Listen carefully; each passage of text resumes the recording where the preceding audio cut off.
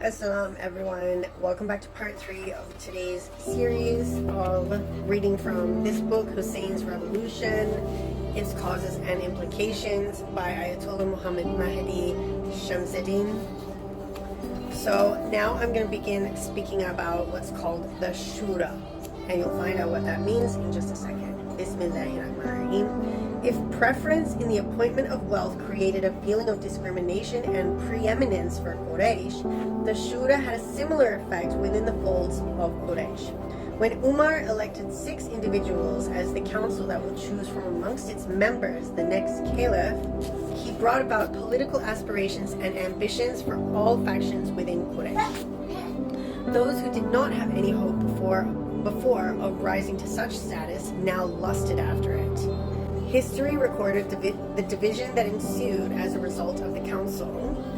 Abdurrahman ibn Auf left the council for 3 days to consult with the people. When he returned, many gathered to receive him. They had no doubt that he would give allegiance to Ali ibn Abi Talib alayhi salam. The entirety of Quraysh, with the exception of the Banu Hashim, leaned to Uthman. Most of the Ansar leaned to Ali, while a small group leaned to Uthman.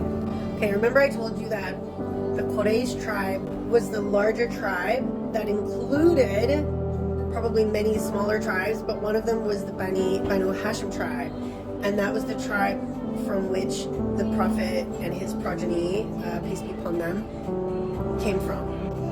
Almost all the Quraysh, which included the Muhajirun, wanted to vote for Uthman as their next caliph after Umar. However, Banu Hashim wanted to vote for Ali alayhi salam. Okay.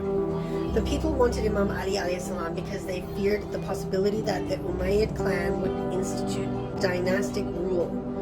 As for Quraysh, they feared Imam Ali for his justice and virtue.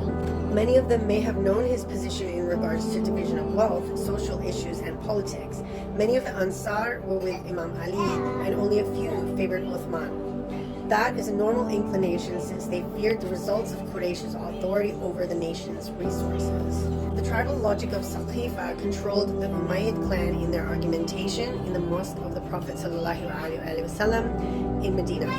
It was obvious, Quraysh thought, that they were entitled to the caliphate. They would not allow any outsider to intervene in this matter or oppose its wishes. So you see Abdullah ibn Abi Rabia ibn al-Mughira al-Makhzumi saying to al-Muqdad ibn Amr, "O son of a savage servant, since when do the likes of you dare to intervene in the matters of Quraysh?" A member of the Umayyad clan would tell the people, "O people, if you wish that Quraysh is not plunged in an internal dispute, then give allegiance to Uthman." On the other hand, Ammar ibn Yasir would say, "O people, if you wish that the Muslims are not plunged in an internal dispute, then give allegiance to Ali." The Shura resulted in Umayyad control, in the person of Uthman over the caliphate. But it also inflamed the ambitions of those who were part of the council who had a chance to become the caliph. It also inflamed the ambitions of members of Quraysh who were not selected by Umar to be part of the council, as they thought of themselves more deserving of the position. The Shura was a disaster for the morale of the Ansar. During the Saqifa, they were promised partnership in governance through appointment to high political offices, but they were denied even the right to be consulted in the Shura. As I said before, if you remember, Shura means consultation. However, not everyone was present to be consulted. Additionally, the result of the Shura was unacceptable for them as they saw in the ascension of the Umayyad a victory for their old enemies, the polytheists of Mecca. Ali ibn Abi Talib declared his disapproval with the course of the Shura, but he reluctantly acceded to the reality, saying, "You have always known that I am the most worthy of people for this matter, but by God, I will accede so long as the matters of the Muslims are secure, and so long as this transgression remains against me alone." At the same time, those who had an ambition in succeeding Uthman began to form secret alliances through their affluence and tribal connections. Marriages between tribes were used as a means to secure loyalty. As Uthman's caliphate began to grow older, These alliances became public and partisanship became rampant throughout the Muslim community. The Shura was the cause for the rise of these parties, each with its loyalties tied to an individual.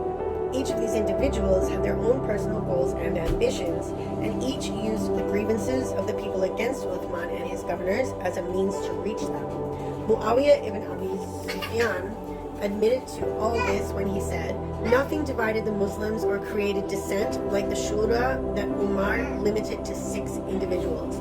All of them wished the caliphate for themselves, their tribes wished it for them, and their hearts longed for the position.